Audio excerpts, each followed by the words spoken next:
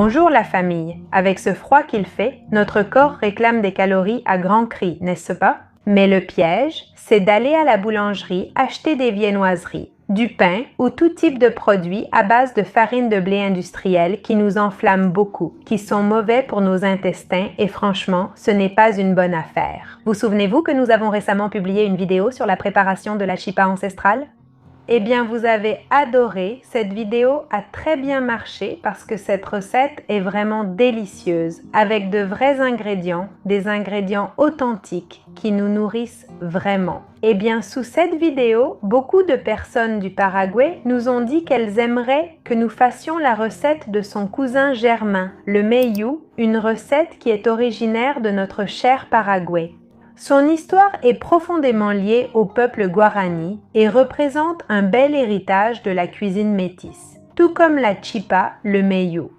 Il est né précisément de cette fusion magique entre les traditions culinaires. Il serait issu de la culture cario-guarani. Les peuples autochtones ont apporté leur aliment sacré, le manioc, puis les autres ingrédients ont été introduits par les colonisateurs espagnols et les jésuites. Le fromage, le beurre. C'est comme une galette rustique de manioc et de fromage, mais elle se prépare directement à la poêle en 5 minutes, sans four, sans gluten, sans farines inflammatoires, un aliment merveilleux, économique et nutritif. Mettez votre tablier, préparez la poêle et on va préparer le meyu. Je fais une petite pause pour vous dire que nous avons déjà ouvert l'école en ligne. Les portes de notre école Zona Cero en phoque mentale sont officiellement ouvertes.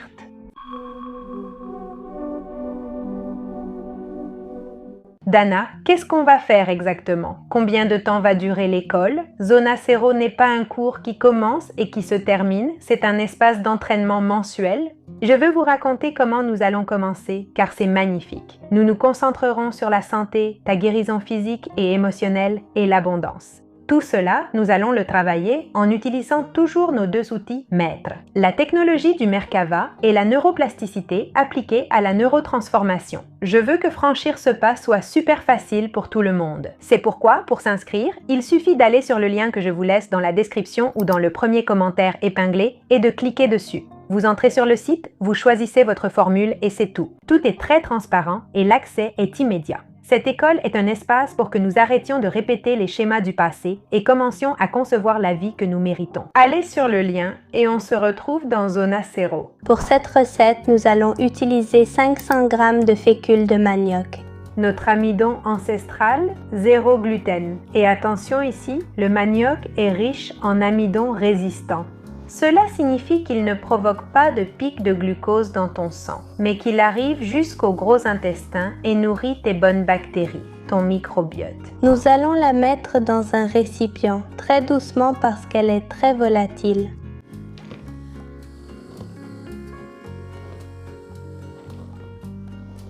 Nous allons maintenant saler à ton goût. Je vais alors utiliser une cuillère à café. Nous allons ajouter 175 g de beurre à température ambiante.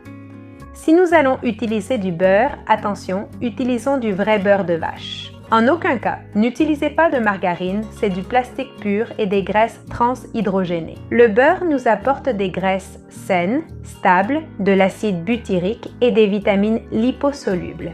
C'est le carburant idéal pour maintenir la chaleur corporelle. Nous ajoutons.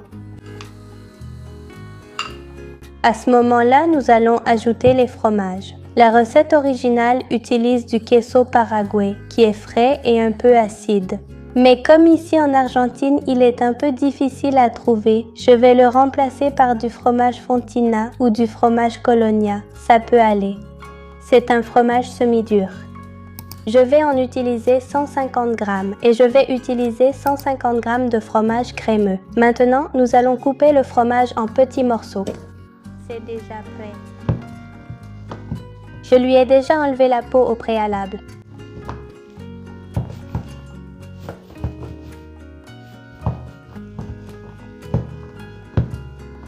Voilà, on l'a déjà coupé. Et maintenant, je vais le mettre dans le récipient.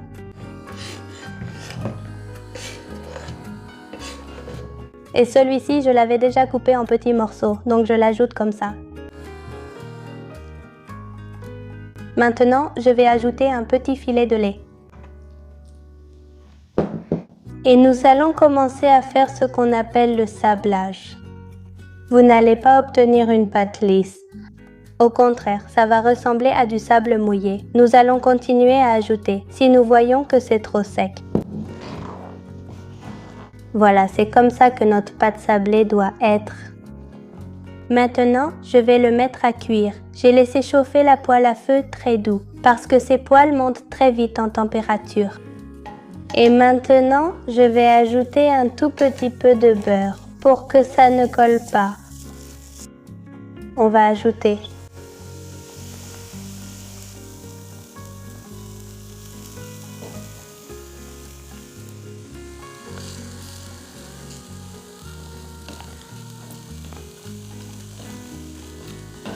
On le laisse cuire pendant 3 minutes et on le retourne. Voilà, les 3 minutes sont passées. Et on va le retourner.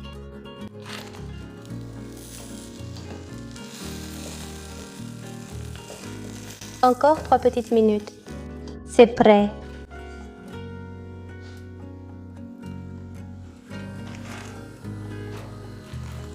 Ici, je veux vous raconter quelque chose, la famille. Nous avons apporté une modification à cette recette originale parce que nous sommes tombés sur une vidéo de Simone, du compte Instagram Las Recetas de Simone. Il est très connu et il fait des recettes incroyables. Son idée nous a tellement plu que nous avons décidé de l'ajouter à notre version ancestrale. Cela consiste à mettre une fine couche de chapelure dans la poêle. Et au centre, ajouter plus de fromage et un bon jambon.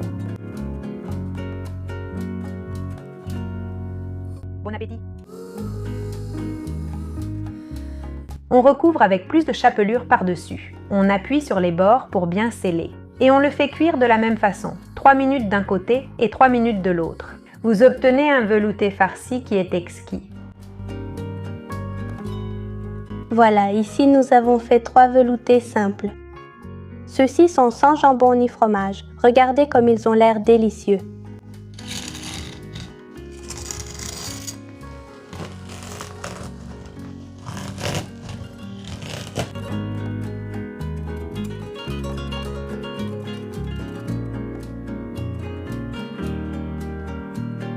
Le velu est sans aucun doute le petit déjeuner ou le goûter parfait, surtout pour ces jours de froid. Il te rassasie vraiment et avec une portion, tu seras super satisfaite et avec une énergie propre et soutenue pendant des heures. Si tu le manges froid le lendemain, son amidon résistant est encore plus efficace. Il devient alors un remède prébiotique. Retrouvons les saveurs de nos terres et de nos traditions. Si vous le préparez, s'il vous plaît, revenez me dire ce que vous en avez pensé et quelles modifications ou quelles versions différentes vous feriez. Si cette vidéo t'a plu, si tu l'as trouvée intéressante, laisse-moi un pouce en l'air. Tu peux t'abonner à la chaîne et la partager. Je m'appelle Dana Aguilar. Et si tu souhaites approfondir ta connexion corps, mental et esprit, je t'attends sur mon autre chaîne, Portal Coherencia. Voici une carte pour que vous puissiez le découvrir. Si ce n'est pas fait, regardez aussi notre vidéo sur la Chipa ancestrale. Ce n'est pas la même chose que n'importe quelle Chipa que l'on te vend à la boulangerie. Non, non, non, non. Celle-ci est faite avec des ingrédients authentiques qui étaient utilisés il y a très longtemps. Et franchement, ça nous offre une Chipa d'un autre niveau. Je te la laisse ici. À la prochaine.